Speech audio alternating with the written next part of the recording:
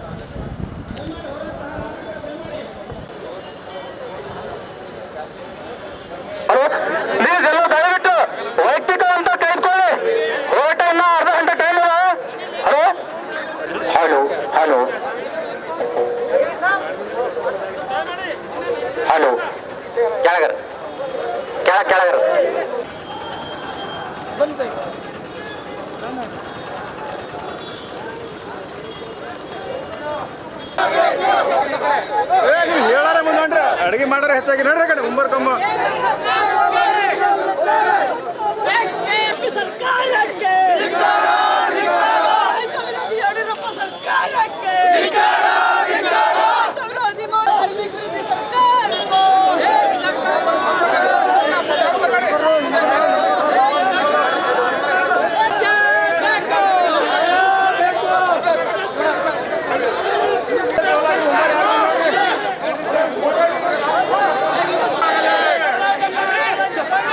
Yeah!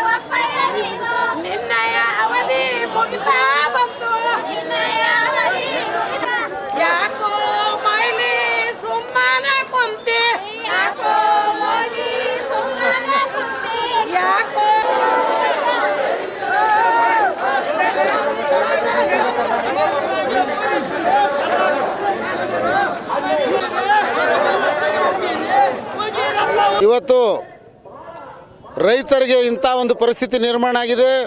ಕರೋ ಯಾ ಮರೋ. ಇವತ್ತು ಭಾರತ ದೇಶದ ನಮ್ಮ BJP ಸರ್ಕಾರ ರೈತರಿಗೆ ಮಾರಕ ಆಗ್ತಕ್ಕಂಥ ಕಾನೂನುಗಳನ್ನು ಮಸೂದೆಗಳನ್ನು ಜಾರಿಗೆ ತರುವುದರ ಮುಖಾಂತರ ಇವತ್ತು ರೈತರು, ಸಣ್ಣ ಸಣ್ಣ ವ್ಯಾಪಾರಿಗಳು, ಕಾರ್ಮಿಕರು ಬೀದಿಗೆ ಬರುವಂಥ ಪರಿಸ್ಥಿತಿ ನಿರ್ಮಾಣ ಮಾಡಿದೆ. ಇವತ್ತು ತಕ್ಷಣದಲ್ಲಿ ನಮ್ಮ ರಾಜ್ಯ ಸರ್ಕಾರ ಮತ್ತು ಕೇಂದ್ರ ಸರ್ಕಾರಗಳು ರೈತರಿಗೆ, ಕಾರ್ಮಿಕರಿಗೆ, ಬಡಬಗ್ಗರಿಗೆ ಆಗ್ತಕ್ಕಂಥ ಒಂದು ಕಾನೂನು ಏನಿದೆ ಅದನ್ನು ಸಂಪೂರ್ಣ ಹಿಂಪಡೆಯೋದ್ರ ಮುಖಾಂತರ ರೈತರಿಗೆ ರಕ್ಷಣೆ ಕೊಡ್ತಕ್ಕಂಥ ಕೆಲಸ ಮಾಡಬೇಕು. ಇನ್ನು ತಾವು ಈ ಮಸೂದೆಯನ್ನು ವಾಪಸ್ ಪಡೆಯದೇ ಇದ್ದಾಗ ಈ ದೇಶದ ರೈತರ, ಬಡವರ, ಕಾರ್ಮಿಕರ, ದಲಿತರ ಶಾಪ ತಮಗೆ ತಟ್ಟುತ್ತೆ. ತಾವು ಮೊದಲನೇ ಅವಧಿಯಲ್ಲಿ ರೈತರಿಗೆ MSP ಬೆಲೆಯಲ್ಲಿ ಹಿಂದಿದ್ದಂಥ ಎಲ್ಲ ಸರ್ಕಾರಗಳು 20 ಕ್ವಿಂಟಲ್ ಖರೀದಿ ಮಾಡ್ತಕ್ಕಂಥದ್ದು ಒಂದು ಕಾನೂನಿತ್ತು. ರೈತರ ಆದಾಯ ದ್ವಿಗುಣ ಮಾಡ್ತೀವಿ ಅಂತ ಹೇಳಿದ್ರಿ. ಇನ್ನೊಂದು ಕಡೆ ರೈತರಿಗೆ 20 ಕ್ವಿಂಟಲ್ನಿಂದ 4 ಕ್ವಿಂಟಲ್ ತೊಗೊಳ್ತಾ ಇದ್ರಿ. ನೀವು ರೈತರ ಆದಾಯ ದ್ವಿಗುಣ ಮಾಡಬೇಕಾದಾಗ ಮೊದಲು 20 ಖರೀದಿದ್ರೆ ನಾವು 40 ಮಾಡ್ತೀವಿ ಅಂತ ಹೇಳಬೇಕಾಗಿತ್ತು. ಇದೇ ಒಂದು ಕಾನೂನು ಮುಖಾಂತರ ರೈತರ ವಿರೋಧ APMC ಕಾಯ್ದೆ ಇರ್ಬೋದು, ಭೂ ಕಾಯ್ದೆ ಇರ್ಬೋದು, ಹಾಗೂ ವಿದ್ಯುತ್ ಖಾಸಗೀಕರಣ ಇರ್ಬೋದು, ಇವು ರೈತರಿಗೆ ಮಾರ್ಕ ಆಗ್ತಕ್ಕಂಥವಿವೆ, ಬಡಬಗ್ಗರಿಗೆ ಮಾರ್ಕ ಆಗ್ತಕ್ಕಂಥವಿವೆ. ಕಾರ್ಪೊರೇಟ್ ಕಂಪನಿಗಳೇ ಫೇವರ್ ಮಾಡ್ತಾ ಇದ್ರಿ. ತಕ್ಷಣದಲ್ಲಿ ಈ ಮಸೂದೆಯನ್ನು ವಾಪಸ್ ಪಡಿಬೇಕು. ಇಲ್ಲಾಂದರೆ ಮುಂದಾಗ್ತಕ್ಕಂಥ ಅನಾಹುತಗಳಿಗೆ ರಾಜ್ಯ ಮತ್ತು ಕೇಂದ್ರ ಸರ್ಕಾರಗಳೇ ಹೊಣೆ ಅಂತ ಈ ಮೂಲಕ ಹೇಳಲಿಕ್ಕೆ ಇಚ್ಛೆ. ಇವತ್ತು ನಮ್ಮ ಬೀದರ್ ಜಿಲ್ಲೆಯಲ್ಲಿ ಭಾಳ ದೊಡ್ಡ ಪ್ರಮಾಣದಲ್ಲಿ ಒಂದು ಹೋರಾಟ ಹಾಕಿಕೊಂಡಿದ್ದೇವೆ. ಕಾರಣ ಕೇಂದ್ರ ಸರ್ಕಾರ ಹಾಗೂ ರಾಜ್ಯ ಸರ್ಕಾರ ಏನು ಮಸೂದೆ ಪಾಸ್ ಮಾಡ್ಯದ, ಆ ಮಸೂದೆ ಏನದಂದ್ರೆ ರೈತರ ವಿರೋಧಿ ಮಸೂದೆ, ರೈತರಿಗೆ ಲಾಭ ಆಗ್ತಕ್ಕಂಥ ಮಸೂದೆ ಅಲ್ಲ. ಆದ ಕಾರಣ ಇವತ್ತು ನಾವೆಲ್ಲ ಹೋರಾಟ ಇಟ್ಟಿದ್ದೆವು. ಈ ವರ್ಷ ಭಾಳಷ್ಟು ಅತಿವೃಷ್ಟಿದಿಂದ ಸೋಯಾಬೀನ್ ಆಗಲಿ, ತೊಗರಿ ಆಗಲಿ, ಹೆಸರಾಗಲಿ ಭಾಳಷ್ಟು ಬೆಳೆ ಹಾಳಾಗ್ಯದ. ಅದಕ್ಕೆ ಸರ್ಕಾರ ಶೀಘ್ರದಲ್ಲಿ ಒಂದು ಎಕರೆಗೆ 25,000 ರೂಪಾಯಿ ಕೊಡಬೇಕೆಂದು ನಾವು ಘೋಷಣೆ ಮಾಡಿದೆವು. ಭೂ ಸುಧಾರಣೆ ಕಾಯ್ದೆ ಹಾಗೂ APMC ಕಾಯ್ದೆ ಹಾಗೂ ವಿದ್ಯುತ್ ಖಾಸಗೀಕರಣ ಕಾಯ್ದೆ ಇವೆಲ್ಲ ರದ್ದುಪಡಿಸಬೇಕೆಂದು ಇವತ್ತಿನ ಮುಖ್ಯ ಉದ್ದೇಶ. ಇದು ಒಂದೇಳೆ ಸರ್ಕಾರ ಪರಿಗಣಿಸಲಿಲ್ಲ, ನಮ್ಮದು ಏನದಂದ್ರೆ ಕೂಗಕ್ಕೆ ಹೋಗ್ಬಿಡ್ತೇ ಇಲ್ಲ ಅಂದ್ರೆ ಮತ್ತೆ ಮುಂದೆ ನಾವು ಹೋರಾಟ ಮಾಡ್ತೇವೆ ಎಂದು ಈ ಮುಖಾಂತರ ನಾನು ಕೋರುತ್ತೇನೆ. ಭಾರತದ ಕೆಚ್ಚೆದೆಯ ಸ್ವಾತಂತ್ರ್ಯ ಹೋರಾಟಗಾರರಾದ ಭಗತ್ ಸಿಂಗ್ ಅವರ ಜನ್ಮದಿನವನ್ನು ನಗರದ ಭಗತ್ ಸಿಂಗ್ ವೃತ್ತದ ಬಳಿ ಭಾರತ ವಿದ್ಯಾರ್ಥಿ ಫೆಡರೇಷನ್ ವತಿಯಿಂದ ಶಹೀದ್ ಭಗತ್ ಸಿಂಗ್ ಅವರ ಪುತ್ಥಳಿಗೆ ಮಾಲಾರ್ಪಣೆಯನ್ನು ಮಾಡುವ ಮೂಲಕ ನಮನವನ್ನು ಸಲ್ಲಿಸುವ ಮೂಲಕ ಆಚರಣೆಯನ್ನು ಮಾಡಲಾಯಿತು. ಅದರಂತೆ ಇದೇ ವೇಳೆ ಭಾರತ ವಿದ್ಯಾರ್ಥಿ ಫೆಡರೇಷನ್ ಪ್ರಮುಖರು ಭಗತ್ ಸಿಂಗ್ ಅಭಿಮಾನಿಗಳ ವತಿಯಿಂದ ಭಗತ್ ಸಿಂಗ್ ಅವರ ಜನ್ಮದಿನವನ್ನು ಸರ್ಕಾರ ವತಿಯಿಂದ ಆಚರಿಸಿ ಈ ಮೂಲಕ ಯುವ ಪೀಳಿಗೆಗೆ ಆದರ್ಶವಾಗಲು ಎಡೆ ಮಾಡಿಕೊಡುವುದಾಗಿ ಮನವಿಯನ್ನು ಮಾಡಿದರು. ಕ್ರಾಂತಿಕಾರಿ ಭಗತ್ ಸಿಂಗ್ ಅವರ ಪುತ್ಥಳಿಗೆ ಆರಕ್ಷಕರು CBI ವಿಜಯಕುಮಾರ್ ಬಿರಾದರ್ ಹಾಗೂ ಆದಿಶ್ ಆರ್ ವಾಲಿ ಅವರಿಂದ ಮಾಲಾರ್ಪಣೆ ಮಾಡಲಾಯಿತು. ಕಾರ್ಯಕ್ರಮಕ್ಕೆ ಮುಖ್ಯ ಅತಿಥಿಯಾಗಿ ಆಗಮಿಸಿದ ವಿಜಯಕುಮಾರ್ ಸೋನಾರಿ ಅವರು ಮಾತನಾಡಿ, ಅನೇಕ ವರ್ಷಗಳಿಂದ ಸರ್ಕಾರಕ್ಕೆ ಭಗತ್ ಸಿಂಗ್ ಜಯಂತಿ ಆಚರಿಸಲು ಮನವಿ ಮಾಡಿಕೊಳ್ಳುತ್ತಿದ್ದರೂ ಸರ್ಕಾರ ನಿರ್ಲಕ್ಷ್ಯ ವಹಿಸುತ್ತಿದೆ. ಒಂದು ವೇಳೆ ಮುಂದಿನ ವರ್ಷ ಸರ್ಕಾರ ಇದರ ಬಗ್ಗೆ ಗಮನ ಹರಿಸದಿದ್ದರೆ ಉಪವಾಸ ಸತ್ಯಾಗ್ರಹ ಮಾಡಲಾಗುವುದು ಎಂದು ಸರ್ಕಾರಕ್ಕೆ ವೇದಿಕೆಯ ಮೂಲಕ ಎಚ್ಚರಿಕೆ ನೀಡಿದರು. ನಂತರ ಜಿಲ್ಲಾಧ್ಯಕ್ಷರಾದ ಅರುಣ್ ಕೊಡ್ಗೆ ಅವರು ಮಾತನಾಡಿ, ಭಗತ್ ಸಿಂಗ್ ಅವರು ಕಂಡ ಕನಸು, ಆದರ್ಶಗಳು ಇತ್ತೀಚಿನ ದಿನಗಳಲ್ಲಿ ವಿದ್ಯಾರ್ಥಿಗಳಿಗೆ ತಲುಪುತ್ತಿಲ್ಲ. ಆದ ಕಾರಣ ಸರ್ಕಾರದ ವತಿಯಿಂದ ಪ್ರತಿಯೊಂದು ಶಾಲಾ ಕಾಲೇಜಿನಲ್ಲಿ ಭಗತ್ ಸಿಂಗ್ ಅವರ ಜಯಂತಿಯನ್ನು ಆಚರಣೆ ಮಾಡಬೇಕು ಎಂದು ಸರ್ಕಾರಕ್ಕೆ ಮನವಿ ಮಾಡಿದರು. ಈ ಸಂದರ್ಭದಲ್ಲಿ ಜಿಲ್ಲಾ ಉಪಾಧ್ಯಕ್ಷರು ಅಮರ್ ಗಾದ್ಗಿ, ಕಾರ್ಯದರ್ಶಿ ಅವಿನಾಶ್ ಪಾಟೀಲ್, ಯುವ ಮುಖಂಡರಾದ ಸುನೀಲ್ ಭಾವಿಕಟ್ಟಿ, ಸಚಿನ್ ಮಲ್ಕಾಪುರೆ, ಸೂರಜ್ ಚಿದ್ರೆ, ಇಮ್ಯಾನ್ಯುಯಲ್ ಮಂದಕ್ನಳ್ಳಿ, ರೋಷನ್ ಮಲ್ಕಾಪುರೆ, ಸೈಯದ್ ಖಿಜರ್, ನಿಖಿಲ್, ಉಮೇಶ್ ಲಾಡ್ಗೇರೆ, ನಾಗೇಶ್ ಹೋಗಾರ್ ಸೇರಿದಂತೆ ಇತರ ಮುಖಂಡರು ಹಾಗೂ ಪದಾಧಿಕಾರಿಗಳು ಇದ್ದರು. ಭಗತ್ ಸಿಂಗ್ ಅವರ ಜನ್ಮದಿನವನ್ನು ಇವತ್ತು ನಮ್ಮ ಎಲ್ಲ ಯುವಕರು ಸೇರಿಕೊಂಡು ಇವತ್ತು ಭಗತ್ ಸಿಂಗ್ ಸರ್ಕಲ್ ಹತ್ರ ಆಚರಣೆ ಮಾಡ್ತಾ ಇದ್ದೀವಿ. ಇವತ್ತು ನಿಜವಾಗಿ ನೋಡಬೇಕಾದ್ರೆ ನಾವೆಲ್ಲ ಒಂದು ಸೌಹಾರ್ದತೆಯಿಂದ ಎಲ್ಲರೂ ಯಾವುದೇ ಜಾತಿ ಧರ್ಮ ಅನ್ನದೇ ಇವತ್ತು ಬೀದರ್ನಲ್ಲಿ ಇಡೀ ರಾಜ್ಯದಲ್ಲೇ ಇವತ್ತು ಭಗತ್ ಸಿಂಗ್ ವೃತ್ತವನ್ನು ನಿರ್ಮಾಣ ಮಾಡಿ ಬೀದರ್ ಜಿಲ್ಲೆ ಒಂದು ಐತಿಹಾಸಿಕ ಒಂದು ಜಿಲ್ಲೆ ಆಗಿರೋದ್ರಿಂದ ನಾನು ಕಳಕಳಿ ವಿನಂತಿ ಮಾಡ್ಕೋತೀನಿ, ಕೇಂದ್ರ ಸರ್ಕಾರಕ್ಕಾಗಲಿ ರಾಜ್ಯ ಸರ್ಕಾರಕ್ಕಾಗಲಿ ಯಾವ ರೀತಿ ನೀವು ಧರ್ಮಕ್ಕೊಂದು ಜಯಂತಿ ಮಾಡ್ತಾಯಿದ್ದೀರೋ ಅದಕ್ಕಾಗಿ ಭಗತ್ ಸಿಂಗ್, ಸುಖದೇವ್, ರಾಜ್ಗುರು ಯಾವ ಧರ್ಮಕ್ಕೆ ಸೀಮಿತ ಅಲ್ಲ. ಭಗತ್ ಸಿಂಗ್ 23 ವರ್ಷದ ನಗನಗತಾನೆ ದೇಶಕ್ಕಾಗಿ ನೇಣಿಗೆ ಹೋಗಿದಂಥ ವ್ಯಕ್ತಿ ಭಗತ್ ಸಿಂಗ್ ಸುಖದೇವ್ ರಾಜ್ಗುರು ಅವರು. ಅದಕ್ಕೆ ನಾನು ಕರ್ನಾಟಕ ಸರ್ಕಾರ ಮತ್ತು ಕೇಂದ್ರ ಸರ್ಕಾರಕ್ಕೆ ಮನವಿ ಮಾಡ್ಕೋತಾ ಇದ್ದೀನಿ. ಇವತ್ತು ಭಗತ್ ಸಿಂಗ್ ಜಯಂತಿ ಮೂಲಕ ನೀವು ಎಲ್ಲ ಭಗತ್ ಸಿಂಗ್ ಸುಖದೇವ್ ರಾಜ್ಗುರು ಇಂಥ ಮಹಾನ್ ನೇತಾಗಳ ಜಯಂತಿ ಸರ್ಕಾರನೇ ಆಚರಣೆ ಮಾಡ್ಬೇಕಂತೇಳಿ ನಾ ಇವತ್ತು ಈ ವೇದಿಕೆ ಪರವಾಗಿ ನಾನು ಮಾನ್ಯ ಪ್ರಧಾನಮಂತ್ರಿಯವರು ಕೇಳ್ಕೊತಾ ಇದ್ದೀನಿ, ಮಾನ್ಯ ಮುಖ್ಯಮಂತ್ರಿಯವರು ಕೂಡ ಕೇಳ್ಕೊತಾ ಇದ್ದೀನಿ. ಅದಕ್ಕಾಗಿ ಇವತ್ತೆಲ್ಲರೂ ಭಾಳ ಶಾಂತ ರೀತಿಯಿಂದ ಇವತ್ತು ಭಗತ್ ಸಿಂಗ್ ಅವರ ಜಯಂತಿಯನ್ನು ಆಚರಣೆ ಮಾಡ್ತಾ ಇದ್ದೀವಿ. ವಿದ್ಯಾರ್ಥಿ ಸಂಘಟನೆ ಮುಖಂಡರಂತ ನಮ್ಮ ಅರುಣ್ ಕೊಡುಗೆಯವರು, ನಮ್ಮ ಸತ್ಯಂ ಶಿವಂ ಸುಂದರಂ ಡೈರೆಕ್ಟರ್ ಆದಂಥ ವಿಜಯ್ ಅವರು, ಇಲ್ಲೆಲ್ಲ ಭಾಗವಹಿಸಿದಂಥ ಎಲ್ಲ ಮಹನೀಯರಿಗೆ ನಾನು ಭಾಳ ಅಭಿನಂದನೆ ಹೇಳ್ತಾ, ಭಗತ್ ಸಿಂಗ್ ಜಯಂತಿ ಮುಂದಿನ ದಿನಗಳಲ್ಲಿ, ಯಾಕಂದರೆ ಕೋವಿಡ್ ಇರೋದ್ರಿಂದ ಇವತ್ತು ಸಾವಿರಾರು ವಿದ್ಯಾರ್ಥಿಗಳು ಸೇರಬೇಕಾಗಿತ್ತು. ನಮ್ಮ ಅರುಣ್ ಅವರು ನೂರಾರು ಯುವಕ ಮತ್ತು ಯುವಕರಿಗೆ ಕರೆಸಿ ಇವತ್ತು ಜಯಂತಿ ಆಚರಣೆ ಮಾಡ್ತಾ ಇರೋದಕ್ಕಾಗಿ ನಾನು ಅವ್ರನ್ನ ಶುಭ ಕೋರ್ತಾ ಇದ್ದೀನಿ. ಎಲ್ಲರಿಗೆ ಶುಭವಾಗಲಿ. ಇನ್ ಕ್ಲಬ್ ಪ್ರತಿ ವರ್ಷವೂ ಕೂಡ ನಾವು ಮಾಡುವಾಗ ಒಂದು ಬೇಡಿಕೆ ಇಟ್ಟಿದ್ವಿ, ಭಗತ್ ಸಿಂಗ್ ಅವ್ರ ಜಯಂತಿ ಏನಂತಂದರೆ ಸರ್ಕಾರದಿಂದ ಆಚರಣೆ ಮಾಡಬೇಕಂತಂದು. ಯಾಕಂತಂದರೆ ಇತ್ತೀಚಿನ ದಿನಗಳಲ್ಲಿ ನೀವು ನೋಡ್ಬೋದು, ವಿದ್ಯಾರ್ಥಿಗಳಿಗೆ ಸಂಪೂರ್ಣವಾಗಿ ಯಾವ ಥರ ಬಿಟ್ಟಿದೆ ಭಗತ್ ಸಿಂಗ್ ಅವರು ಯಾರು, ಅವ್ರ ಆದರ್ಶ ಏನು, ಅವ್ರಿಗೆ ಏನು ಉದ್ದೇಶ ಇತ್ತು, ಅವ್ರು ಎಲ್ಲದಕ್ಕೆ ಯಾರ ಬಗ್ಗೆನೂ ಗೊತ್ತಾಗ್ತಾ ಇಲ್ಲ ಜನರಿಗೆ. ಆಯ್ತು, ಭಗತ್ ಸಿಂಗ್ ಅವರು ಬಿಟ್ಟು ಸುಭಾಷ್ ಚಂದ್ರ ಬೋಸ್ ಆಗಿರ್ಬೋದು, ಸಂಗೊಳ್ಳಿ ರಾಯಣ್ಣ ಆಗಿರ್ಬೋದು, ಇವರೆಲ್ಲರ ಬಗ್ಗೆಯೂ ಕೂಡ ಜನತೆಗೆ ಇತ್ತೀಚಿನ ಜನ ಸ್ವಲ್ಪ ಅವರ ಆದರ್ಶಗಳು ಗೊತ್ತಿಲ್ಲ. ಅದಕ್ಕೆ ನಾವು ಸರ್ಕಾರಕ್ಕೆ ಮನವಿ ಮಾಡ್ತೀವಿ, ಕೂಡಲೇ ರಾಜ್ಯ ಸರ್ಕಾರ ಮತ್ತು ಕೇಂದ್ರ ಸರ್ಕಾರ ಭಗತ್ ಸಿಂಗ್ ಅವ್ರ ಜಯಂತಿಯನ್ನು ಎಲ್ಲ ಶಾಲೆ ಕಾಲೇಜುಗಳಲ್ಲಿ ಆಯಿತು ಜಿಲ್ಲಾಡಳಿತದಿಂದ ಆಚರಣೆ ಮಾಡಬೇಕಂತಂದು ಮನವಿ ಮಾಡ್ತೀವಿ. ಜಿಲ್ಲಾಡಳಿತ, ಜಿಲ್ಲಾ ಪಂಚಾಯತ್ ಮತ್ತು ಜಿಲ್ಲಾ ಪೊಲೀಸ್ ಇಲಾಖೆ ವತಿಯಿಂದ IAS, IPS, IRS, IFS, KAS ಸೇರಿ ನಾಗರಿಕ ಸೇವೆಗಳ ಪರೀಕ್ಷೆ ಆಕಾಂಕ್ಷಿಗಳಿಗೆ ಅರಿವು ಮೂಡಿಸುವ ವಿನೂತನ ಕಾರ್ಯಕ್ರಮವನ್ನು ನಗರದ ಶ್ರೀ ಚನ್ನಬಸವ ಪಟ್ಟದೇವರ ರಂಗಮಂದಿರದಲ್ಲಿ ಅರ್ಥಪೂರ್ಣವಾಗಿ ಕೈಗೊಳ್ಳಲಾಯಿತು. ಆಕಾಂಕ್ಷಿಗಳಿಂದಲೇ ದೀಪವನ್ನು ಬೆಳಗಿಸುವ ಮೂಲಕ ಕಾರ್ಯಕ್ರಮಕ್ಕೆ ಚಾಲನೆ ಕೂಡ ದೊರಕಿತು. ಸತತ ಪರಿಶ್ರಮ, ಶಿಸ್ತಿನ ಅಧ್ಯಯನ ಮತ್ತು ತಾಳ್ಮೆಯಿಂದ ಪ್ರಯತ್ನಿಸುವುದೇ ಯಶಸ್ಸಿನ ಪ್ರಮುಖ ಸೂತ್ರಗಳು ಎನ್ನುವ ಮಹತ್ವದ ವಿಷಯ ಅರಿಯಲು ಈ ಕಾರ್ಯಕ್ರಮವನ್ನು ಸ್ಫೂರ್ತಿ ವೇದಿಕೆಯನ್ನು ಒದಗಿಸಿತು. ಜಿಲ್ಲಾಡಳಿತ, ಜಿಲ್ಲಾ ಪಂಚಾಯಿತಿ ಮತ್ತು ಜಿಲ್ಲಾ ಪೊಲೀಸ್ ಇಲಾಖೆಯಿಂದ IAS, IPS, IRS, IFS, KAS ಸೇರಿ ನಾಗರಿಕ ಸೇವೆಗಳ ಪರೀಕ್ಷೆಯ ಆಕಾಂಕ್ಷಿಗಳಿಗೆ ಅರಿವು ಮೂಡಿಸುವ ವಿನೂತನ ಕಾರ್ಯಕ್ರಮ ನಗರದ ಶ್ರೀ ಚನ್ನಬಸವ ಪಟ್ಟದೇವರು ರಂಗಮಂದಿರದಲ್ಲಿ ನಡೆಯಿತು. ಈ ಕಾರ್ಯಕ್ರಮವನ್ನು ಉದ್ದೇಶಿಸಿ ಜಿಲ್ಲಾಧಿಕಾರಿಗಳಾದ ರಾಮಚಂದ್ರನ್ ಅವರು ಮಾತನಾಡಿ, ಸರಿಯಾದ ಸಮಯಕ್ಕೆ ಸರಿಯಾಗಿ ಮಾರ್ಗದರ್ಶನ ದೊರೆತರೆ ಪ್ರಯತ್ನ ಫಲಿಸಲಿದೆ. ಆದ್ದರಿಂದ ಈ ಹಿಂದೆ ಜಿಲ್ಲಾಧಿಕಾರಿಯಾಗಿದ್ದ ಡಾಕ್ಟರ್ PC ಜಾಫರ್ ನಡೆಸಿದ್ದ ಕಾರ್ಯಕ್ರಮವನ್ನು ನಾವೀಗ ನಡೆಸಿದ್ದೇವೆ ಎಂದರು.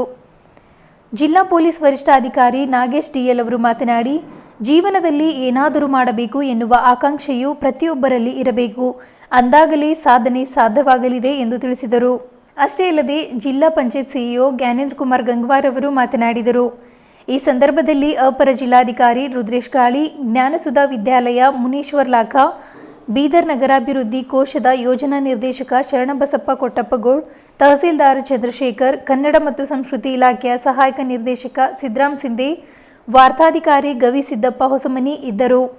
ಎಸಿಗಳಾದ ಗರಿಮಾ ಪನ್ವಾರ್, ಭುವನೇಶ್ ಪಾಟೀಲ್, IAS ಅಧಿಕಾರಿಗಳಾದ ರಾಹುಲ್ ಶಿಂದೆ, ಅಶ್ವಿಜಾ BV, ಆಕಾಶ್, IRS ಅಧಿಕಾರಿ ಅಮರ್ ಪಾಟೀಲ್, ಮೊಹಮ್ಮದ್ ನದೀಮ್, IPS ಅಧಿಕಾರಿಗಳಾದ ಸಿದ್ಧಾರ್ಥ್ ಗೋಯಲ್, KAS ಅಧಿಕಾರಿಗಳಾದ ಸಾವಿತ್ರಿ ಸಲ್ಗರ್, ನಾಗಯ್ಯ ಹಿರಮೆಟ್, ಗಂಗಾದೇವಿ, ಡಾಕ್ಟರ್ ದೇವರಾಜು B ಹಲವು ವಿಷಯಗಳ ಕುರಿತು ಮಾತನಾಡಿದರು. ಆನ್ಲೈನ್ ಲಿಂಕ್ ಬಳಸಿ ಹೆಸರು ನೋಂದಾಯಿಸಿಕೊಂಡಿದ್ದ 300ಕ್ಕೂ ಹೆಚ್ಚು ಅಭ್ಯರ್ಥಿಗಳಿಗೆ ರಂಗಮಂದಿರದಲ್ಲಿ ಆಸನಗಳನ್ನು ಕಾಯ್ದಿರಿಸಲಾಗಿತ್ತು. ಮಾಸ್ಕ್ ಧರಿಸಿ ಮತ್ತು ಸಾಮಾಜಿಕ ಅಂತರ ಪಾಲನೆ ಮಾಡಿ ಅಭ್ಯರ್ಥಿಗಳು ಪಾಠಗಳನ್ನು ಆಲಿಸಿದರು. ಹೊರಾಂಗಣದಲ್ಲಿ ಕೂಡ ಸಾರ್ವಜನಿಕರಿಗೆ ವೀಕ್ಷಣೆಗೆ ಅವಕಾಶ ಕಲ್ಪಿಸಲಾಗಿತ್ತು. ಅಸಂಖ್ಯೆಯ ವಿದ್ಯಾರ್ಥಿಗಳು ಮತ್ತು ಸಾರ್ವಜನಿಕರು ಯೂಟ್ಯೂಬ್ ಲಿಂಕ್ ಬಳಸಿ ವೀಕ್ಷಿಸಿದರು. ರಾಷ್ಟ್ರ ಮಟ್ಟದಲ್ಲಿ, ರಾಜ್ಯ ಮಟ್ಟದಲ್ಲಿ ಬರ್ತಕ್ಕಂಥ ಉತ್ತೀರ್ಣರ ಪಟ್ಟಿಗಳಲ್ಲಿ ನಮ್ಮ ವಿದ್ಯಾರ್ಥಿಗಳು ಬರ್ತಾ ಇರೋದು ಸಂತೋಷಕರವಾದಂಥ ವಿಷಯವಾದರೂ ಸಹ ದಕ್ಷಿಣ ಜಿಲ್ಲೆಗಳಲ್ಲಿ ಇರ್ತಕ್ಕಂಥ ಪ್ರಮಾಣದಲ್ಲಿ ಬೀದರಂತ ಜಿಲ್ಲೆಯಿಂದ ಬರ್ತಕ್ಕಂಥ ವಿದ್ಯಾರ್ಥಿಗಳ ಸಂಖ್ಯೆ ಕಡಿಮೆನೇ ಇದೆ. ಹಿಂದುಳಿದ ಒಂದು ಜಿಲ್ಲೆ, ಗಡಿ ಜಿಲ್ಲೆ, ಇಂಥ ಜಿಲ್ಲೆಯಿಂದ ಬಹಳಷ್ಟು ವಿದ್ಯಾರ್ಥಿಗಳಿಗೆ ಆಸೆ ಕನಸುಗಳು ಇಟ್ಟುಕೊಂಡಿದ್ರೂ ಸಹ ಸರಿಯಾದ ಮಾರ್ಗದರ್ಶನದ ಕೊರತೆಯ ಕಾರಣದಿಂದ ಅವರು ಪ್ರಯತ್ನಗಳನ್ನು ಮಾಡ್ತಾ ಇದ್ದಾರೆ.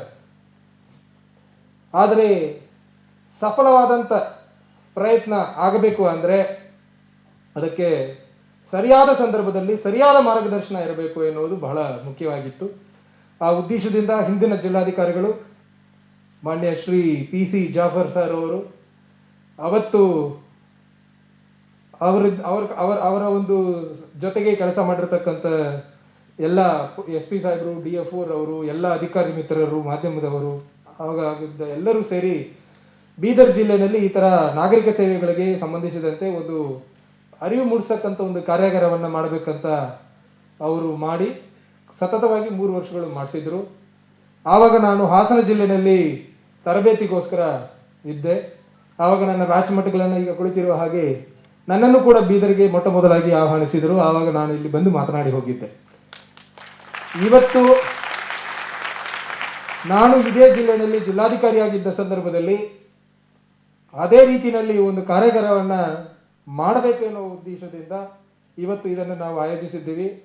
ಮುಂದಿನ ದಿನಮಾನಗಳಲ್ಲಿ ಬೀದರ್ ಜಿಲ್ಲೆಯಲ್ಲಿ ನಾವು ಹೋದ ನಂತರನೂ ಸಹ ಶಾಶ್ವತವಾಗಿ ಪ್ರತಿ ವರ್ಷ ಈ ಒಂದು ಕಾರ್ಯಾಗಾರ ನಡೀತಾ ಇರಬೇಕೆನ್ನುವುದು ನನ್ನ ಆಶೆ ಆಗಿದೆ. ಈ ಕಾರ್ಯಕ್ರಮದ ಕೇಂದ್ರ ಬಿಂದುವಾಗಿ ಬಂದಿರತಕ್ಕಂಥ ಆಕಾಂಕ್ಷಿಗಳಾದಂಥ ನೀವೆಲ್ಲರೂ ಕೂಡ ಪಬ್ಲಿಕ್ಗೆ ಯಾವುದೇ ರೀತಿಯ ತೊಂದರೆ ಬಂದರೆ first thing is call police.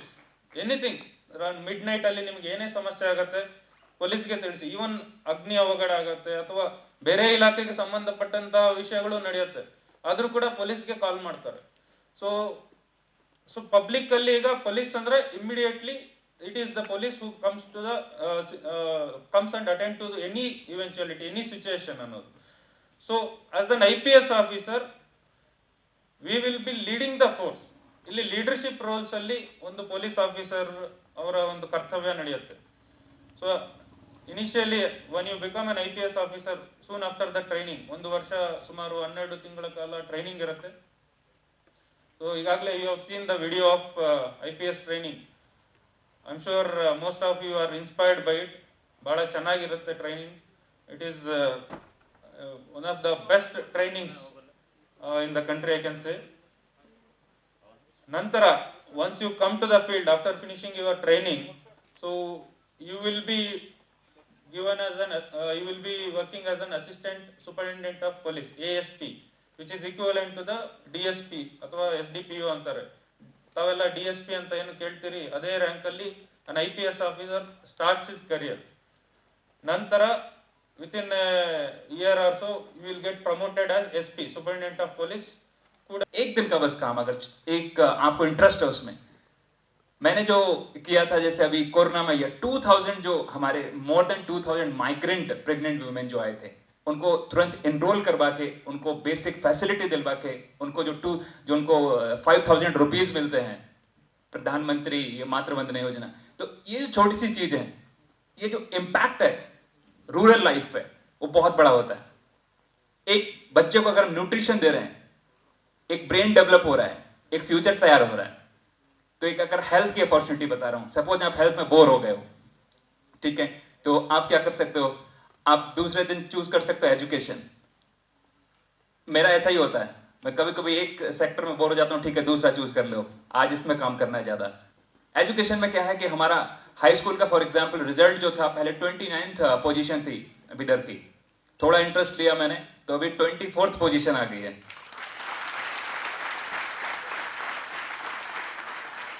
Twelfth exam जो PUC जो मेरे कंट्रोल में नहीं आता, लेकिन फिर भी मैं अपना प्रोएक्टिवली इंटरेस्ट उसमें भी ले लिया. 30th पोजीशन थी, इस बार 18th पोजीशन आ गई इसकी.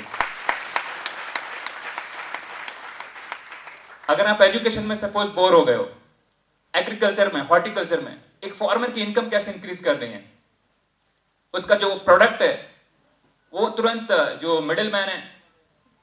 ಇದೀಗ ಸುದ್ದಿ ಸಮಯದಲ್ಲಿ ಚಿಕ್ಕದೊಂದು ಬ್ರೇಕ್.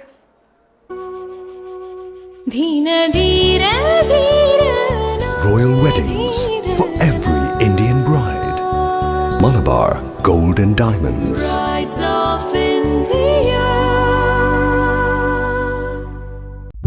ಕಾಲ ಎಷ್ಟು ವೇಗವಾಗಿ ಓಡುತ್ತದೆ.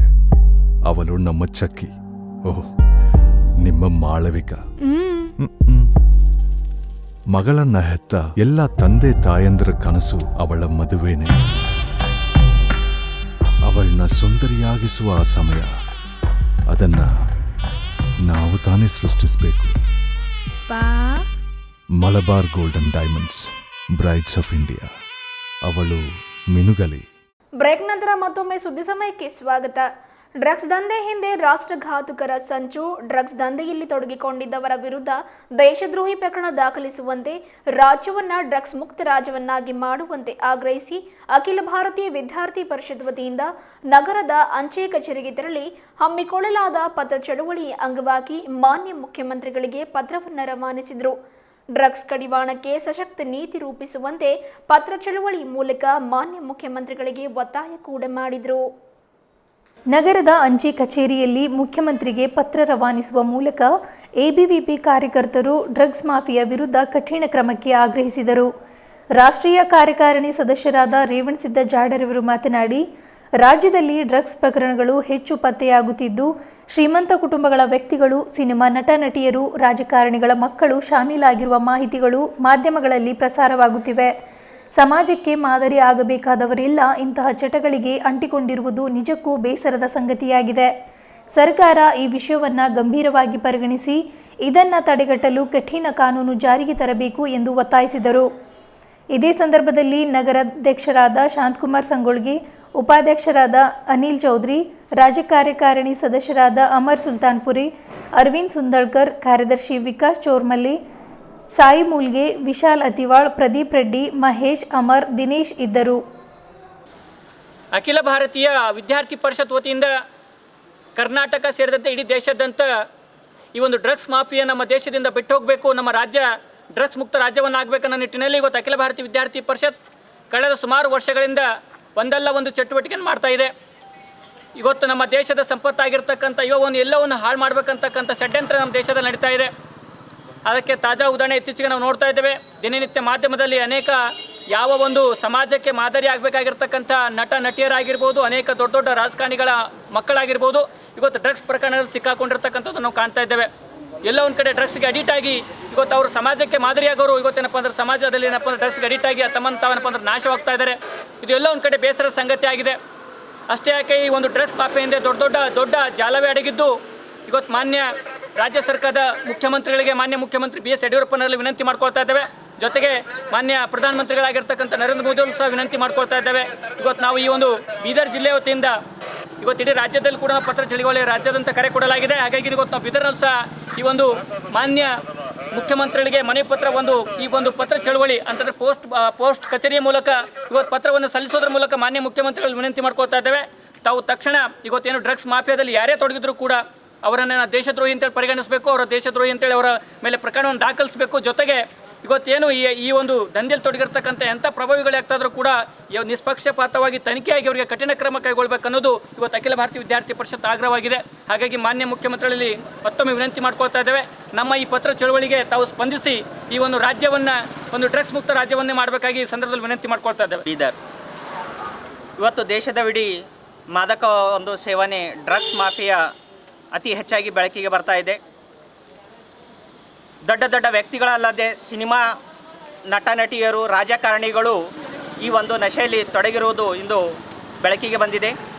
ಅದೇ ಅಲ್ಲದೆ ಕಾಲೇಜು ವಿದ್ಯಾರ್ಥಿಗಳು ಸಹ ಈ ಒಂದು ನಶೆಯಲ್ಲಿ ತೊಡಗಿರೋದು ಬೆಳಕಿಗೆ ಬಂದಿದೆ. 2014ರಲ್ಲಿ ಅಖಿಲ ಭಾರತ ವಿದ್ಯಾರ್ಥಿ ಪರಿಷತ್ ನಶಾಮುಕ್ತ ಕ್ಯಾಂಪಸ್ ಅಭಿಯಾನ ಮಾಡಿತ್ತು. ಆವಾಗಲೂ ಯಾವುದೇ ಸರ್ಕಾರ ಸ್ಪಂದನೆ ಮಾಡಿದ್ದಿಲ್ಲ.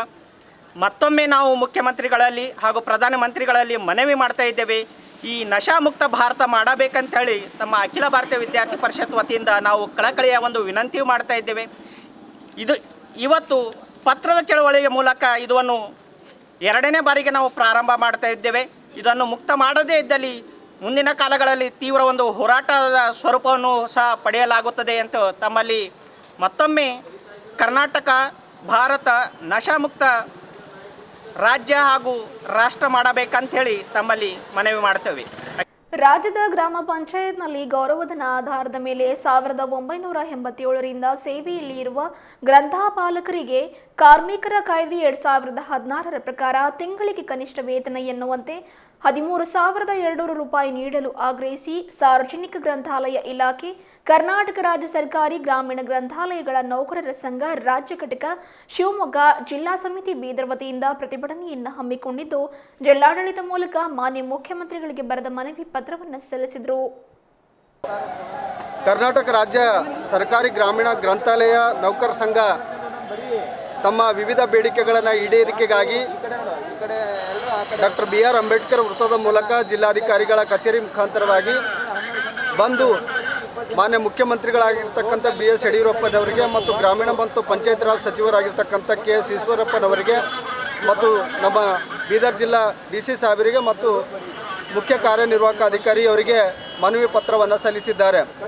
ಇದರ ಉದ್ದೇಶ ಏನಂತಂದರೆ 2016ರ ಕಾಯ್ದೆ ಪ್ರಕಾರ ಕನಿಷ್ಠ 13,200 ರೂಪಾಯಿಯನ್ನು ಗ್ರಂಥಪಾಲಕರಿಗೆ ಗ್ರಾಮ ಪಂಚಾಯತ್ಗಳಲ್ಲಿ ಸೇವೆ ಸಲ್ಲಿಸ್ತಕ್ಕಂಥ ಗ್ರಂಥಪಾಲಕರಿಗೆ ನೀಡಬೇಕು ಅಂಥೇಳಿ ವಿನಂತಿಯನ್ನು ಮಾಡಿದ್ದಾರೆ.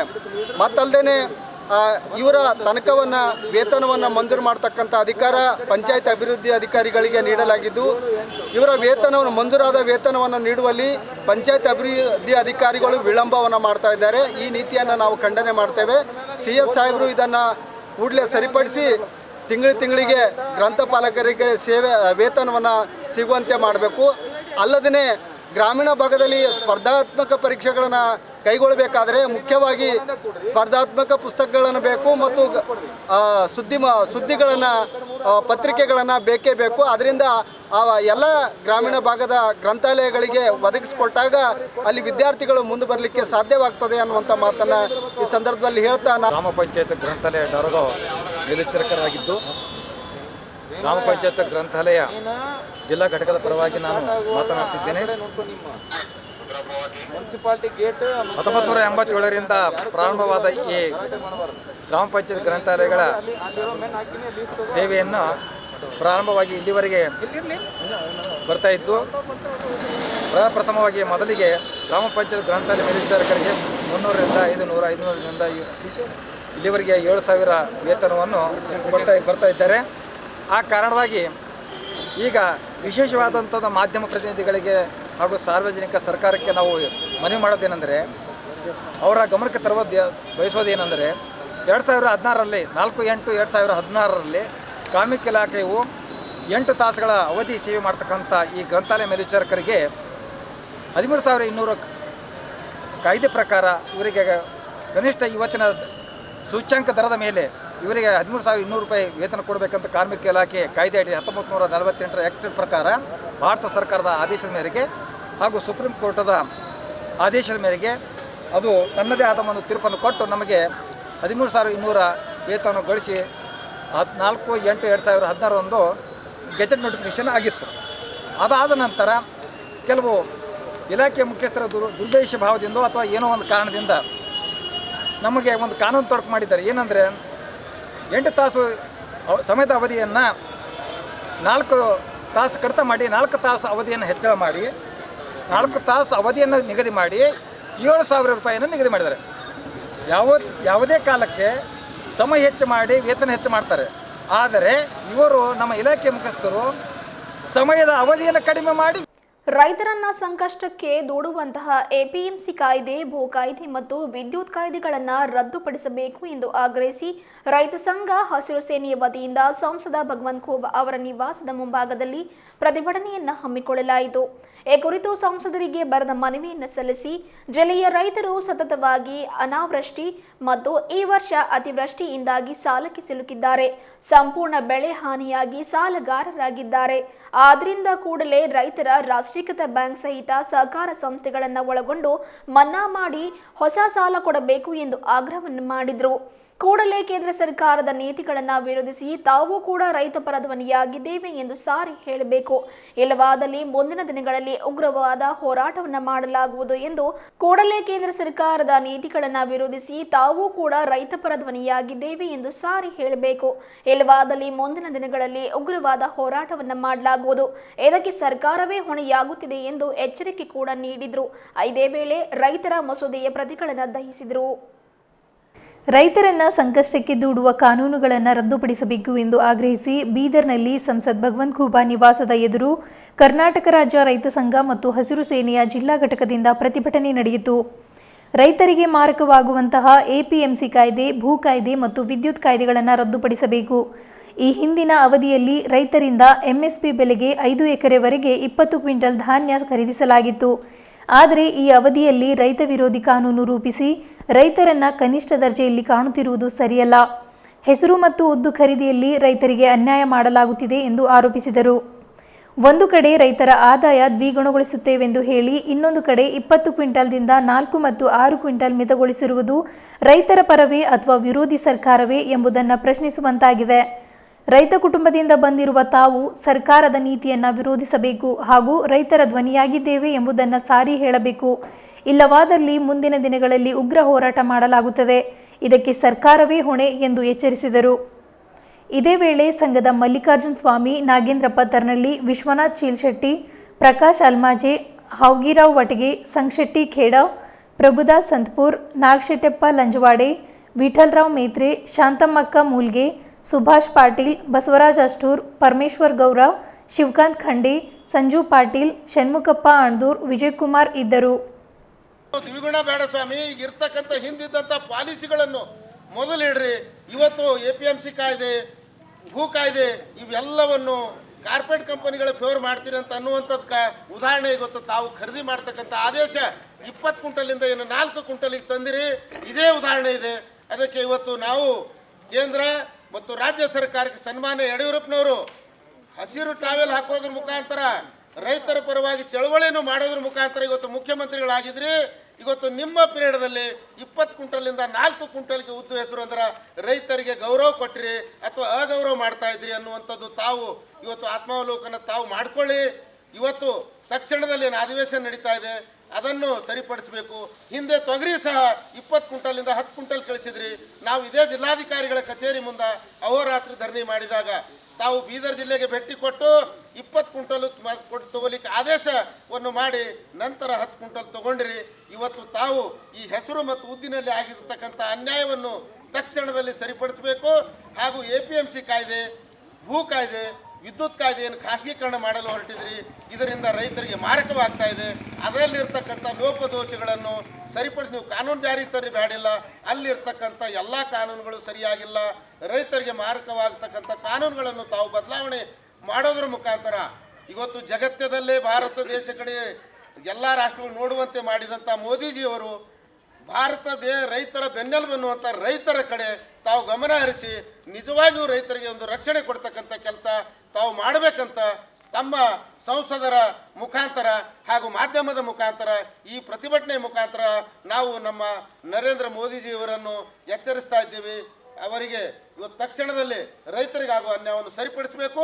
ಕೂಡಲೇ ಉದ್ದು ಹೆಸರು 20 ಕ್ವಿಂಟಲನ್ನು ಮಾಡಬೇಕಂತ ನಾವು ಈ ಮುಖಾಂತರ ಹೇಳಿ ನಮ್ಮ ಈ ಒಂದು ಮನವಿಯರಿಗೆ ಹೊಸ ಸಾಲ ಕೊಟ್ಟು ಅವರಿಗೆ ಹೊಸ ಆರ್ಥಿಕ ಜೀವನ ಬದುಕಲಿಕ್ಕೆ ತಾವು ಕೊಡಬೇಕಂತ ಈ ಮುಖಾಂತರ ನಾನು ಒತ್ತಾಯ ಮಾಡ್ತಾ ಇದ್ದೀವಿ.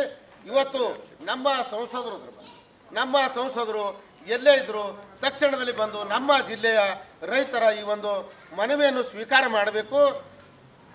ಹಾಗೂ ನಮ್ಮ ಒಂದು 28ನೇ ತಾರೀಕಿಗೆ ನಾವು ನಮ್ಮ ಜಿಲ್ಲೆಯ ಎಲ್ಲ ಸಂಘ ಸಂಸ್ಥೆಗಳು ಸ್ವಇಚ್ಛೆಯಿಂದ ಬೆಂಬಲ ಕೊಡ್ಲಿಕ್ಕೆ ಹೇಳ್ಯಾರ. ಅದಕ್ಕೆ ನಾವು ಅವತ್ತು ಯಾವುದೇ ರಸ್ತೆಯಲ್ಲಿ ಇಳಿಯೋದಿಲ್ಲ.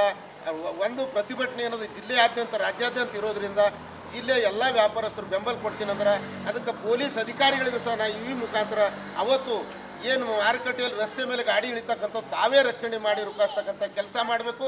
ರೈತ ಸಂಘ ರೋಡಿಗೆ ಇಳಿಯೋದಕ್ಕಿಂತ ಆ ಬಂದಿಗೆ ನಮ್ಮ ಜಿಲ್ಲೆಯಲ್ಲಿ ಎಲ್ಲರೂ ಬೆಂಬಲ ಕೊಟ್ಟರೆ ಅದಕ್ಕೆ ಸಹಕಾರ ಕೊಡಬೇಕಂತ ಈ ಒಂದು ಪ್ರತಿಭಟನೆ. ಸಮಾಜ ಕಲ್ಯಾಣ ಮಾಜಿ ಸಚಿವರಾದ ಎಚ್ ಆಂಜನೇಯ ಅವರು ಪಶು ಸಂಗೋಪನೆ, ಹಜ್ ವಕ್ಫ್ ಹಾಗೂ ಬೀದರ್ನ ಜಿಲ್ಲಾ ಉಸ್ತುವಾರಿ ಸಚಿವರಾಗಿರುವ ಪ್ರಭು ಚವ್ಹಾಣ್ ಅವರ ಬಗ್ಗೆ ಏಲಸಲ್ಲದ ಆರೋಪವನ್ನ ಮಾಡಿರುವುದನ್ನು ಔರಾ ತಾಲೂಕಾ ಬಂಜಾರ ಕ್ರಾಂತಿ ದಳ ವತಿಯಿಂದ ಸುದ್ದಿಗೋಷ್ಠಿ ಮೂಲಕ ಖಂಡನೆಯನ್ನು ವ್ಯಕ್ತಪಡಿಸಿದರು. ಪ್ರಭು ಚವ್ಹಾಣ್ ಅವರು ಮೂಲತಃ ಬೀದರ್ ಜಿಲ್ಲೆಯ ಔರಾ ತಾಲೂಕಿನ ಬೊಂದಿ ಗಂಸುಬಾಯಿ ತಾಂಡದವರೇ ಆಗಿದ್ದಾರೆ. ಆದರೂ ಕೂಡ ಪದೇ ಪದೇ ವಿನಾಕಾರಣ ರಾಜಕೀಯ ದ್ವೇಷಕ್ಕಾಗಿ ಇಲ್ಲಸಲ್ಲದ ಆರೋಪಗಳನ್ನು ಮಾಡಿದರೆ ಬಂಜಾರ ಸಮಾಜದ ವತಿಯಿಂದ ಮುಂಬರುವ ದಿನಗಳಲ್ಲಿ ಉಗ್ರವಾದ ಹೋರಾಟವನ್ನು ಕೈಗೊಳ್ಳಲಾಗುವುದು ಎಂದು ಎಚ್ಚರಿಕೆಯನ್ನು ನೀಡಿದರು. ಈ ಸುದ್ದಿಗೋಷ್ಠಿಯಲ್ಲಿ ಕಾಶಿನಾಥ್ ಜಾಧವ್, ಬಾಳಸಾಹೇಬ್ ರಾಠೋಡ್, ಭೀಮರಾವ್ ರಾಠೋಡ್, ದಿನೇಶ್ ರಾಠೋಡ್, ಸಿಕಿಂದರ್, ದತಿರಾಮ್, ಮಾರುತಿ ರಾಠೋಡ್ ಸೇರಿದಂತೆ ಇನ್ನಿತರರು ಇದ್ದರು.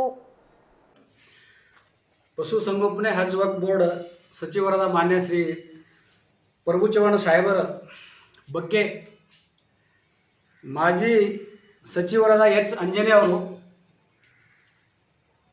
ಸಚಿವರ ಬಗ್ಗೆದಾಗ ಇಲ್ಲ ಸಲ್ಲದ ಸುಳ್ಳು ಆರೋಪಗಳನ್ನು ಮಾಡುತ್ತಾ ಮಹಾರಾಷ್ಟ್ರದಲ್ಲಿ ಹುಟ್ಟಿ ಕರ್ನಾಟಕದಲ್ಲಿ ಬಂದು ವಲಸೆ ಬಂದು ಸುಳ್ಳು ಜಾತಿ ಪ್ರಮಾಣ ಪತ್ರವನ್ನು ತೋರಿಸಿ ಶಾಸಕರಾಗಿ ಸಚಿವರಾಗಿ ಆಗಿದ್ದಾರೆ. ಅವರಿಗೆ ಕೂಡಲೇ ಸಚಿವ ಸ್ಥಾನದಿಂದ ವಜಾ ಮಾಡಬೇಕಂತ ಹೇಳಿ ಅವರು ಮಾಧ್ಯಮ ಮುಖಾಂತರ ಒಂದು ವರದಿಯನ್ನು ಮಾಡಿದ್ದಾರೆ. ಅದಕ್ಕೆ ನಾವು ಅವರ ತಾಲೂಕಿನ ಬಂಜಾರ ಸಮಾಜ ವತಿಯಿಂದ ನಾವು ಖಂಡನೆಯನ್ನು ಮಾಡ್ತೀವಿ. ಸುಳ್ಳು ಸೊಗಡ ಇಲ್ಲ ಸಲ್ಲದೆ ಒಂದು ಆರೋಪಗಳನ್ನು ಮಾಡುತ್ತಾ ಮಾನ್ಯ ಸಚಿವರು ಏನು ಅಭಿವೃದ್ಧಿ ಕೆಲಸಗಳನ್ನು ಮಾಡ್ತಾ ಇದ್ದಾರೆ, ಆ ಕೆಲಸ ಅವರು ಸಹಿಸದ ಕಾರಣ ಯಾವುದೋ ಒಂದು ಸುಳ್ಳನ್ನು ಅಂತೆ ಕಂತೆಯನ್ನು ಹೇಳಿ ಸಚಿವರಿಗೆ ಒಂದು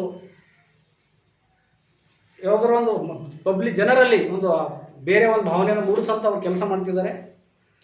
ಸಚಿವರು ಆಂಜನೇಯವರು ಸಮಾಜ ಕಲ್ಯಾಣ ಸಮಾಜ ಕಲ್ಯಾಣ ಸಚಿವರು ಆಗಿದ್ದಾಗೆ ಮಾನ್ಯ ಚವ್ಹಾಣ್ ಸಾಹೇಬರ ಬಗ್ಗೆ ಅವರಲ್ಲಿ ಒಂದು ಕಂಪ್ಲೇಂಟ್ ಎಲ್ಲ ಮಾಡಿದ್ದಾರೆ. ಅದು ಎಲ್ಲ ಸುಳ್ಳು ಅಂಥೇಳಿ ಅವ್ರಿಗೆ ಮಂತ್ರಿ ಇದ್ದಾಗೆ ಅದರ ಬಗ್ಗೆದಾಗ ಕರೆಕ್ಟ್ ಒಂದು ವರದಿಯನ್ನು ಕೊಟ್ಟಿದ್ದಾರೆ. ಇದೆಲ್ಲ ಸುಳ್ಳು ಸುದ್ದಿ ಮಾಡ್ತಾ ಇದ್ದಾರೆ ಅಂಥೇಳಿ. ಶಾಸಕರು ಏನಾದ ಕರ್ನಾಟಕದವರೇ ಅಂಥೇಳಿ ಪ್ರೂಫ್ ಆಗಿದೆ. ಅದೆಲ್ಲ ಮತ್ತೆ ವಜಾ ಮಾಡಿದ್ದಾರೆ. ಸಚಿವರು ಈಗ ಹೋದ ಇದರಲ್ಲಿ ಚುನಾವಣೆಯಲ್ಲಿ ಸೋತಿ ಮನೆಯಲ್ಲಿ ಕುಂತಿದ್ದಾರೆ. ಅವರು ಸುಳ್ಳನ್ನು ಆರೋಪ ಮಾಡುತ್ತಾ ನಮ್ಮ ಮಾನ್ಯ ಪ್ರಭು ಚವ್ಹಾಣ್ ಸಾಹೇಬರ ಬಗ್ಗೆದಾಗ अपप्रचार ಮಾಡ್ತಾ ಇದ್ದಾರೆ. ಅವರಿಗೆಲ್ಲ ನಾವು ಅದರ ಬಗ್ಗೆ ನಾವು ಖಂಡನೆ ಮಾಡ್ತೀವಿ.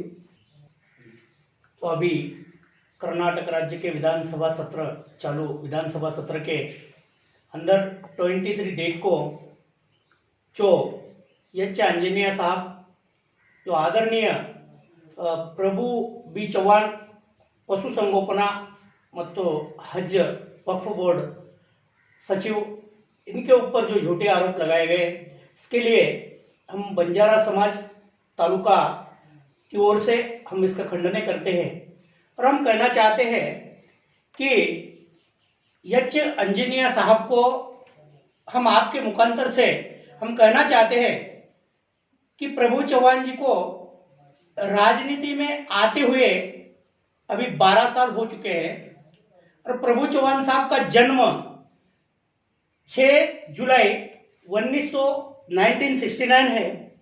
तो अभी 51 ईयर प्रभु चव्हाण साहब को यहाँ पर कर्नाटक में आए हुए अवराध तांडे में पैदा हुए हो गए. तो मुझे जो अभी कल परसों जो सुने इस बात पे ऐसे लगता है कि प्रभु चव्हाण साहब जो इनके ऊपर बार बार आरोप कर रहे हैं, तो मुझे लगता है कर्नाटक राज्य के अंदर जो कोर्ट के अंदर केस गया हुआ था, 1 नहीं 2 नहीं 3 बार कोर्ट के अंदर इसका प्रूव हो चुका है. तो कोर्ट का टाइम पास किया गया. अभी माननीय आंजनेय साहब ने कर्नाटक विधानसभा के अंदर टाइम पास कर रहे हैं.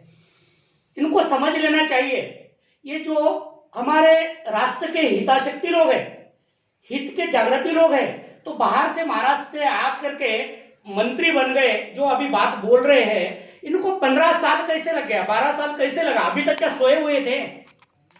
तो नहीं साहब, आपकी राजनीति चमकाने के लिए सस्ती राजनीति ना करें, ये झूठी बात ना फैलाए. और आप एक मंत्री रह चुके हैं.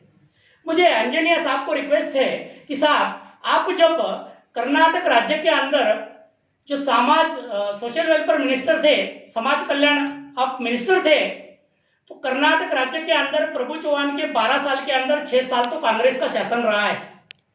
उस वक्त आपने कभी ये बात नहीं कही. तो आप एक इलेक्शन में हारने के बाद घर बैठे बैठे इस कर्नाटक राज्य की जनता को, कर्नाटक राज्य के बंजारा समाज को गुमराह नहीं कर सकते. और आपको इस मीडिया के मुखांतर से मेरा एक रिक्वेस्ट है और आपको समझाना चाहता हूं कि आंजनेय साहब, प्रभु चव्हाण जी के बारे में आपका जो अनुभव है वो अधूरा है, क्योंकि महाराष्ट्र राज्य में बंजारा समाज एसटी में नहीं है, वो जनरल में विजीएनटी में है. आप जो एसटी में बोलते हैं ना, ये गलत है. और यहाँ पर हमारा बंजारा समाज जो है इस भारत देश के अंदर एक बिजनेसमैन था. जो मूल निवासी लोग हैं, ये एक बिजनेसमैन बिजनेस करते थे. 1857 के उस वक्त के दौर में, वहां से जो 1871 के पीरियड में जो इस बंजारा समाज के ऊपर बहुत बड़ा अन्याय हुआ, और उस अन्याय की वजह से हमारा ये समाज जहां जहां इस देश के हर स्टेट में फैला हुआ है। मूलतः राजस्थान से निकलकर 1857 के वक्त, उस टाइम से 1871 के वक्त तक ये समाज जहां जहां बैठा हुआ है। और आज आप जो आने के प्रभु चौहान का जन्मस्थान बोंती घमसुवाई तांडा है, वहां के ही जन्मस्थान है उनका, और 51 ईयर्स ओल्ड है, 51 साल हो चुके हैं। और आज आप जाग रहे हैं, तो आपकी जो जागरूकता है उसके ऊपर लोगों को शक है, और इस समाज को गुमराह ना करें। और अंजनिया साहब ने जो बात कही है, इस बात से कर्नाटक राज्य के बंजारा समाज के हृदय को ठेस पहुंचा हुआ है, इस हमारी भावना को दुख पहुंचाया है। तो अभी बार बार इस राज्य की जनता को गुमराह ना करें, आपको रिक्वेस्ट है, इस समाज का जाहिर आपको माफी मांगना चाहिए। ಕೊನೆಯಲ್ಲಿ ಮತ್ತೊಮ್ಮೆ ಮುಖ್ಯಾಂಶಗಳು. ರೈತ ಕಾರ್ಮಿಕ ವಿರೋಧಿ ಸುಗ್ರೀವಾಜ್ಞೆಗಳ ವಿರುದ್ಧ ರೈತರ, ದಲಿತರ, ಕಾರ್ಮಿಕರ ಹಾಗೂ ಪ್ರಗತಿಪರ ಸಂಘಟನೆಗಳ ವತಿಯಿಂದ ಐಕ್ಯ ಧ್ವನಿಯಾಗಿ ಹಮ್ಮಿಕೊಳ್ಳಲಾದ ಬೃಹತ್ ಪ್ರತಿಭಟನೆ. ಭಾರತ ವಿದ್ಯಾರ್ಥಿ ಫೆಡರೇಷನ್ ವತಿಯಿಂದ ನಗರದ ಕ್ರಾಂತಿವೀರ ಭಗತ್ ಸಿಂಗ್ ವೃತ್ತದ ಬಳಿ ಶಹೀದ್ ಭಗತ್ ಸಿಂಗ್ ಅವರ 113ನೇ ಜಯಂತ್ಯೋತ್ಸವ ಆಚರಣೆ. ನಗರದ ಡಾಕ್ಟರ್ ಪಟ್ಟದೇವರ ರಂಗಮಂದಿರದಲ್ಲಿ ಜಿಲ್ಲಾಡಳಿತ ವತಿಯಿಂದ ನಾಗರಿಕ ಸೇವೆಗಳ ಪರೀಕ್ಷೆ ಅರಿವು ಕಾರ್ಯಕ್ರಮ. ಡ್ರಗ್ಸ್ ಮುಕ್ತ ರಾಜ್ಯವನ್ನಾಗಿ ಮಾಡುವಂತೆ ಅಖಿಲ ಭಾರತೀಯ ವಿದ್ಯಾರ್ಥಿ ಪರಿಷತ್ ವತಿಯಿಂದ ಹಮ್ಮಿಕೊಳ್ಳಲಾದ ಪತ್ರ ಚಳವಳಿ. ಈ ಅಂಗವಾಗಿ ಅಂಚೆ ಕಚೇರಿಗೆ ತೆರಳಿ ಮುಖ್ಯಮಂತ್ರಿಗಳಿಗೆ ಪತ್ರ ರವಾನೆ. ಬೇಡಿಕೆಯ ಈಡೇರಿಕೆಗೆ ಆಗ್ರಹಿಸಿ ಕರ್ನಾಟಕ ರಾಜ್ಯ ಸರ್ಕಾರಿ ಗ್ರಾಮೀಣ ಗ್ರಂಥಾಲಯಗಳ ನೌಕರರ ಸಂಘದ ವತಿಯಿಂದ ಪ್ರತಿಭಟನೆ. ಸಂಸದರ ಮನೆ ಎದುರು ರೈತ ಸಂಘ ಹಸಿರು ಸೇನೆ ಪ್ರತಿಭಟನೆ. ಎಪಿಎಂಸಿ ಭೂ ಸುಧಾರಣೆ ಹಾಗೂ ವಿದ್ಯುತ್ ಕಾಯ್ದೆಗಳನ್ನು ರದ್ದುಪಡಿಸಲು ಆಗ್ರಹ. ಮಾಜಿ ಸಚಿವ ಎಚ್ ಆಂಜನೇಯ ಪ್ರಭು ಚೌಹಾಣ್ ಅವರ ವಿರುದ್ಧ ಮಾಡಿದ ಆರೋಪ ಖಂಡನೀಯ. ಅವರ ತಾಲೂಕಾ ಬಂಜಾರ ಕ್ರಾಂತಿದಳ ವತಿಯಿಂದ ಸುದ್ದಿಗೋಷ್ಠಿ.